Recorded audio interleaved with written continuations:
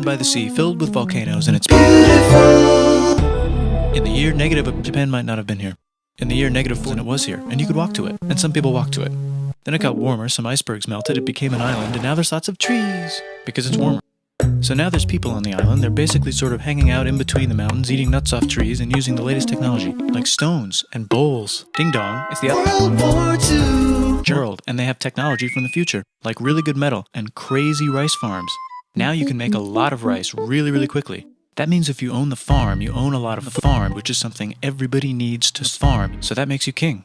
Rice farming and rice kingdoms spread across the land, all the way to here. The most important kingdoms were here, here, here, here, here, here, and here. But this one was the most important, ruled by a heavenly superperson, or emperor for short. Knock knock, get the door, it's religion. The new prince wants everyone to try this hot new religion from Biekt.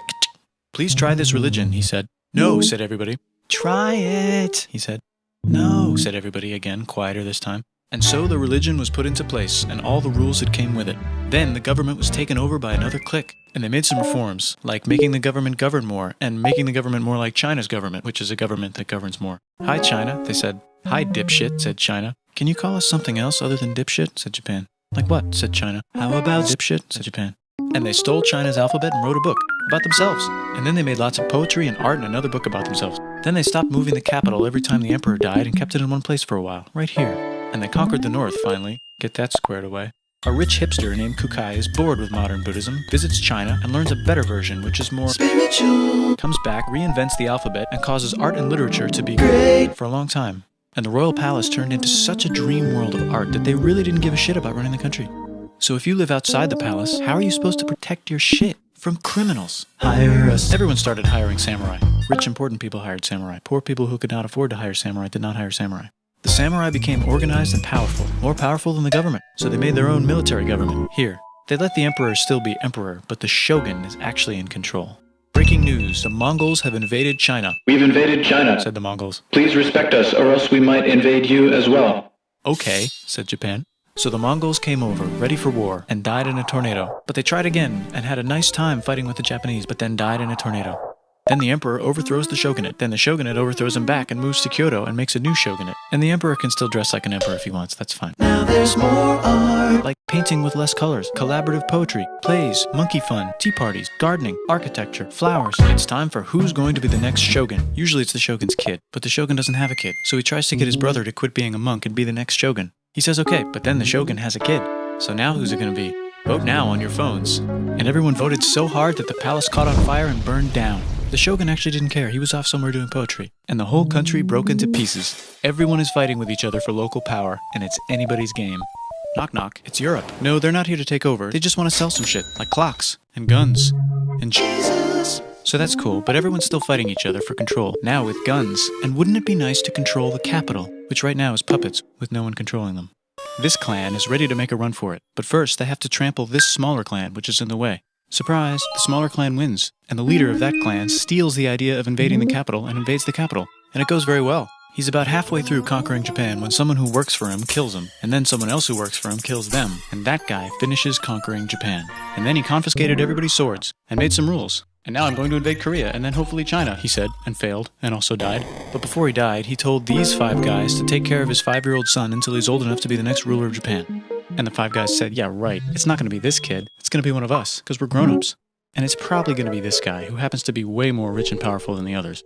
A lot of people support him, but a lot of people support not supporting him. They have a fight, and he wins, and starts a new government, right here. And he still lets the emperor dress like an emperor, and have very nice things. But don't get confused, this is the new government, and they are very strict. So strict they closed the country. No one can leave, and no one can come in. Except for the Dutch, if they want to buy and sell shit, but they have to do it right here. Now that the entire country was not at war with itself, the population increased a lot. Business increased, schools were built, roads were built, everyone learned to read, books were published, there was poetry, plays, sex shows, and Dutch studies. People started to study European science from books they bought from the Dutch. We're talking geography, skeletons, physics, chemistry, astronomy, and maybe even electricity. Over time, the economic and cultural prosperity began to gradually slow down. Knock knock.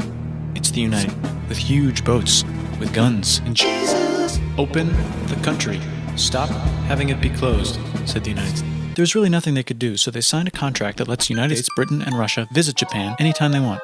Choshu and Satsuma hated this. That sucks, they said. This sucks. And with almost very little outside help, they overthrew the shogunate and somehow made the emperor again and moved him to Edo, which they renamed Eastern Capital. They made a new government, which was a lot more Western. They made a new constitution that was pretty Western, and a military that was pretty Western. And do you know what else is Western? That's right, it's conquering stuff. So what can we conquer? Korea. They conquer Korea, taking it from its previous owner, China, and then go a little bit further. And Russia rushes in out of nowhere and says, "Stop, no, you can't take that. We were going to build a railroad through here to try to get some warm water." And Russia builds their railroad, supervised by a shit ton of soldiers. And then when the railroad was done, they downgraded to a fuck ton. Did I say downgrade? I meant upgrade. And Japan says, "Can you maybe chill?" And Russia says, "How about maybe you chill?" Japan is kind of scared of Russia. You'll never guess who's also kind of scared of Russia. Great Britain. So Japan and Great Britain make an alliance together so they can be a little less scared of Russia. Feeling confident, Japan goes to war against Russia, just for a moment, and then they both get tired and stop. It's time for World War. The world is about to have a war, because it's the 1900s and weapons are getting crazy, and all these empires are excited to try them out on each other. Meanwhile, Japan has been enjoying conquering stuff and wants more. And the next thing on their list is this part of China and lots of tiny islands. All that stuff belongs to Germany, which just had war declared on it by Britain because Britain was friends with Belgium, which was being trespassed by Germany in order to get to France to kick France's ass because France is friends with Russia, who was getting ready to kick Austria's ass because Austria was getting ready to kick Serbia's ass because someone from Serbia shot the leader of Austria's ass. Or actually shot him in the head. And Britain is currently friends with Japan, so you know what that means. Duh, Japan should take the islands. Which they wanted to do anyway, so they called Britain on the telly to sort of let them know. And then they did it. And they also helped Britain a little here and there with some errands and stuff. Now the war is over, and congratulations, Japan, you technically fought in the war, which means you get to sit at the negotiating table with the big dudes, where they decided who owns what. And yes, Japan gets to keep all that shit they stole from Germany. You also get to join the post-war mega alliance, the League of... Its mission statement is to try not to take over the world.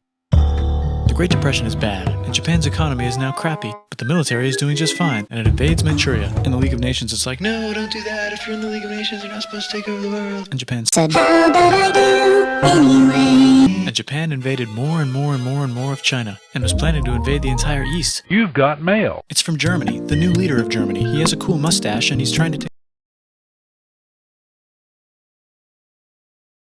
They all decided to be friends because they had so much in common. It's time for World War. Germany is invading the neighbors. Then they invade the neighbors' neighbors. Then the neighbors' neighbors' neighbors, who happened to be Britain, said, holy shit. And the United States started helping Britain because they are good friends, and started not helping Japan because they're friends and our friends are not friends. Plus they're planning on invading the entire ocean. The United States is also working on a large, very huge bomb, bigger than any other bomb, ever, just in case.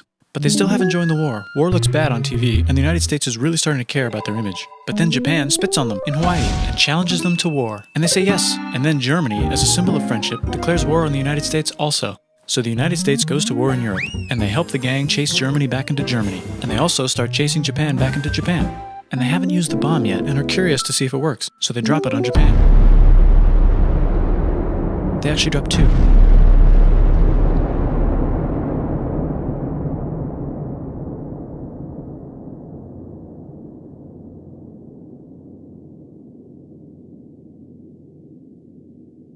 The United States installed a new government, inspired by the United States government, with just the right ingredients for a post-war economic miracle. And Japan starts making TVs, VCRs, automobiles, and camcorders as fast as they can, and also better than everybody else. They get rich, and the economy goes wild, and then the miracle wears off. But everything's still pretty cool, I guess. Bye, bye.